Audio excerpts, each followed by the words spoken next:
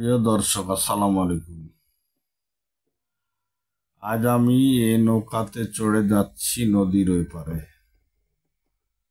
এবং নদীর ওই পারে চরে অনেক সুন্দরী মেয়েদের আড্ডাখানা, সেটাই আমি দেখতে যাচ্ছি এবং আপনাদেরকেও দেখাবো। এই শহরের যত সুন্দরী মেয়ে আছে তারা কেন এই চরে এসে আড্ডা দেয়, আপনারা আমার এই ভিডিওটি দেখলে মোটামুটি ক্লিয়ার হতে পারবেন। এই শহরের যত বিশ্ববিদ্যালয় পড়ুয়া শিক্ষার্থী, কলেজ পড়ুয়া শিক্ষার্থী, হাই স্কুল পড়ুয়া শিক্ষার্থী, এরা বিকাল হলেই এই নদীর ধারে আড্ডা দিতে আসেন, এবং একজন দুজন নয়, শও শও সুন্দরী মেয়ে আড্ডা দিতে আসেন। আড্ডা দেওয়ার মধ্যে শুধু সুন্দরী মেয়েরাই আছে তা নয়, সুন্দরী মেয়েদের অনেকের যে বয়ফ্রেন্ড আছে সেটাও দেখতে পাবেন। এই নৌকার মাঝিকে আমি জিজ্ঞাসা করলাম যে নদীর ওই পারে নাকি এই সুন্দরী মেয়েদের আড্ডাখানা হয়। তো নৌকার মাঝে আমার কথা শুনে হাসছেন যে হ্যাঁ ভাই, ঠিকই বলেছেন। আপনি নদীর পার হয়ে নৌকা থেকে নেমে দেখতে পাবেন শত শত সুন্দরী মেয়ে এই নৌকার যে আশেপাশে চর, এগুলোতে আড্ডা মারতেছে। আমি সেটা দেখার জন্যই নদী পার হচ্ছি। প্রিয় দর্শক, আপনারা দেখেন ভিডিওটি, ভালো লাগবে আপনাদের, কারণ মাঝি মাল্লা নৌকা এগুলো তো সচরাচর আমাদের চড়া হয় না। তা আমরা যখন কাজের ফাঁকেই ফুরত সময় পাই, তখন আমরা এই ঘোরার জন্যে মাঝি মাল্লা নৌকা ব্যবহার করে এসব এলাকা ঘুরতে যাই। তো ঠিক সেই রকম একটা আজ আমার ট্যুর ভিশন আমি আপনাদেরকে নিয়ে যাচ্ছি, এবং আপনারা দেখে খুশি হবেন যে প্রতিদিন বিকাল বেলায় কত সুন্দরী তরুণ তরুণীরা চরে আড্ডা মারতে আসছেন। মজার বিষয়টা হলো যে সুন্দরী তরুণীরা শুধু এই চরে আড্ডা মারতে আসেন তা কিন্তু নয়, অনেকেই অনেক উদ্দেশ্য নিয়ে আসেন। এখন যে যে দৃষ্টিতে দেখে আর কি। তো দেখি আমার দৃষ্টিতে কেমন মনে হয়, আর আপনাদের দৃষ্টিতে কেমন মনে হয়, আপনারা কমেন্ট বক্সে জানাবেন। আমি যে নদীটি পার হচ্ছি, এই নদীটি মূলত পদ্মা নদী, এবং ইলিশ মাছের মোহনা। এই মোহনায় প্রচণ্ড ইলিশ মাছ ধরা পড়ে, এবং এই নৌকার মাঝে বললেন যে আপনি যদি বড় ইলিশ মাছ কিনতে চান, 2 কেজি, 2.5 কেজি বা 3 কেজি এ ধরনের বড় ইলিশ মাছ কিনতে চান, তাহলে আপনি আমার ফোন নাম্বারটা রাখেন এবং মাঝে মাঝে খোঁজ নিন, তাহলে আপনাকে আমি একটা ভালো ইলিশ মাছ কেনার প্রসেস প্রক্রিয়া তৈরি করে দেবো। যেহেতু আমার অনেক বন্ধু বান্ধব এই চরে, এই নদীতে মাছ ধরে, তাদের সাথে আপনার পরিচয় করাই দিব। আপনি তাদের থেকে খুব কম দামে টাটকা ইলিশ মাছ কিনতে পারবেন।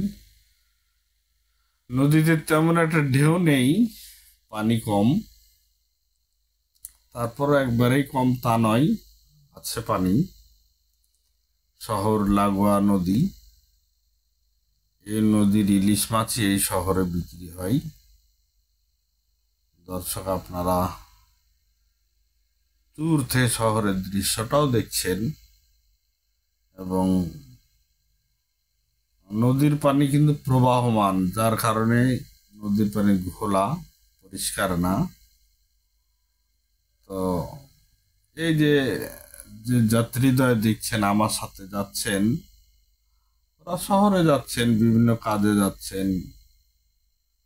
চর থেকে এই মেয়েরা কেন শহরে যাচ্ছেন এটা আমার জানা নাই, বা আমি তাদের কাছে এই প্রশ্নটা করি নাই।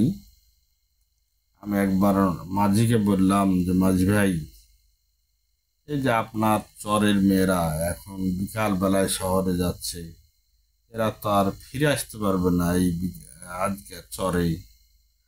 মাঝি ভাই বললেন, যারা ফিরে আসার জন্য শহরে যাচ্ছে না, ওরা রাত্রি শহরে কাটাবেন উদ্দেশ্যেই শহরে যাচ্ছেন। তা আমি আর বেশি কথা বাড়াই নেই। যাই হোক, মাঝি ভাই কি জন্য বললেন সেটা আমি জানি না, মাঝি ভাইয়ের উদ্দেশ্য কি সেটাও জানি না। তো প্রিয় দর্শক,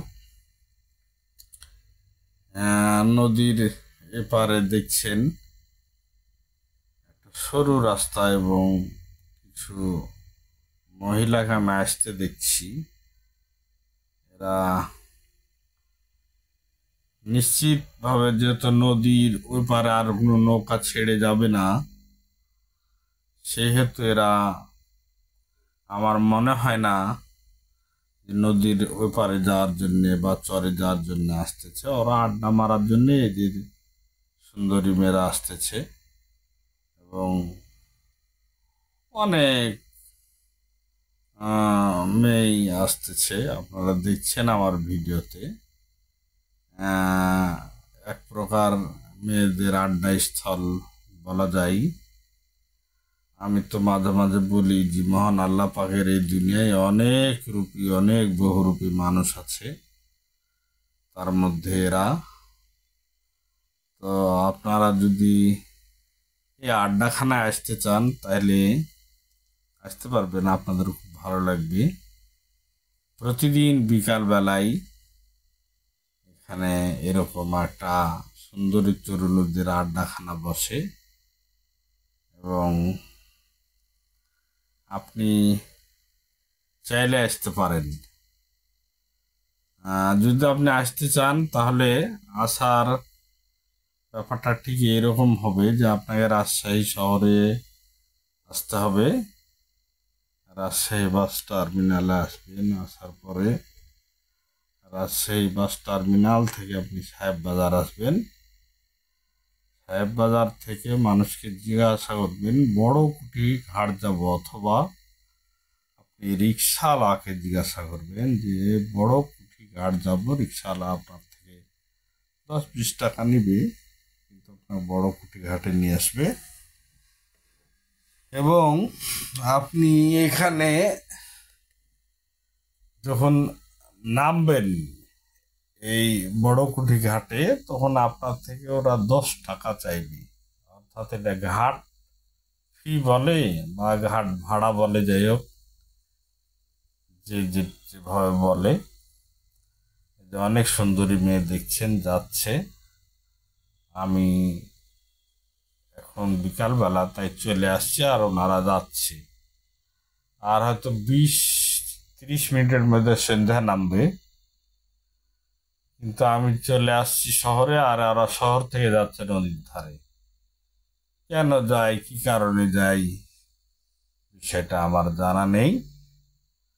আপনাদের জানা থাকলে কমেন্ট বক্সে জানাবেন।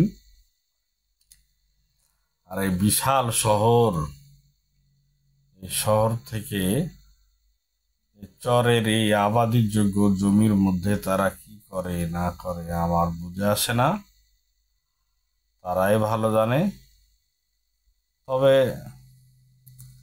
হয়তোবা আপনারা আসলে, নিজের চোখে দেখলে ব্যাপারটা আরো ভালো বুঝবেন, আমার থেকে ভালো বুঝবেন। আমি তো একটু বোকাশোকা মানুষ, অত ভালো বুঝি না, আপনারা ভালো বুঝবেন। তো দর্শক, আপনারা যদি এখানে বেড়াইতে আসেন আসতে পারেন, ভালো লাগবে। প্রতিদিন বিকালে এখানে একটা ভালো জমায়েত হয় এবং এই জমায়েতে আপনারা আসতে পারবেন, ভালো লাগবে। দেখেন অনেক মানুষ তাদের প্রিয়জনকে নিয়ে যাচ্ছে এবং সেটা আমার ভালো লেগেছে যে মুক্ত বাতাস, মুক্ত হয়, নিজেকে ফ্রেশ করার জন্য যেতে পারেন, আপনিও যেতে পারেন। যেমন আমি গেছিলাম, আপনি এরকম যেতে পারেন। তো যাই হোক, মোটামুটি একবারে বড়কুটি ঘাটের কাছে চলে আসছি। হয়তো আর অল্প কিছুক্ষণের মধ্যেই বড়কুটি ঘাটে পৌঁছে যাব। এই ফাঁকা বলে নিই যে এই চরে আপনি আসলে যে ভদ্রলোক বসে আছে দেখছেন, একটা চেয়ার নিয়ে বসে আছে, এই ভদ্রলোক আপনার থেকে 10 টাকা নেবে প্রথম। তারপরে কিন্তু আরো 10 টাকা করে নেওয়ার বহু লোক আপনার কাছে টাকা চাইবে। আপনি যদি মানে কথায় বোঝাতে পারেন যে আমার বাসা এখানে, আমি তো একটু ঘুরতে আসছি, তো আপনি বাইরের লোকদের থেকে টাকা নেন, আপনি আমার থেকে নেবেন কেন? তাহলে কিন্তু আর আপনার কাছে তারা টাকা চাইবে না। ওরা মূলত ওদের টার্গেট থেকে বাইরের মানুষদের প্রতি, স্থানীয় জনগণের প্রতি ওদের কোনো টার্গেট নেই। আর স্থানীয় জনগণ ওইভাবে ওদেরকে টাকা পয়সা তেমন একটা দেয়ও না, যার কারণে ওরা স্থানীয় জনগণের কাছে টাকা পয়সা চায় না। ওরা চায় বাইরের মানুষের থেকে, যারা বাইরে থেকে বেড়াতে আসে তাদের থেকে চাই, এবং তারা টাকা পায়। আমি যতটুকু জানি, আমার মাঝি ভাই বললেন পাই। আর সুন্দরী মেয়েদের তো টাকার অভাব নেই, ওরা তো দিতেই পারে, বা দেওয়াটাই স্বাভাবিক। যাই হোক, প্রিয় দর্শক, আপনারা আমার জন্য দোয়া করেন।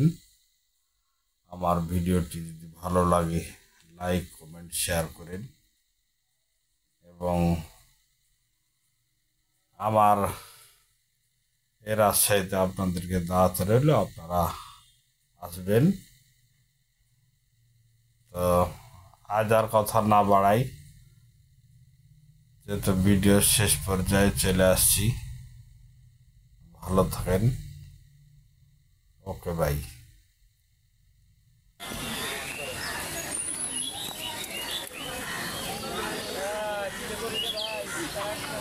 এটাই সে বড়কুটি ঘাট। বড়কুটি ঘাট আর বড়কুটিটা ঘুরে, আর সারাদিন ঘোরার পরে মাত্র এসে পৌঁছালাম বড়কুটি ঘাটে।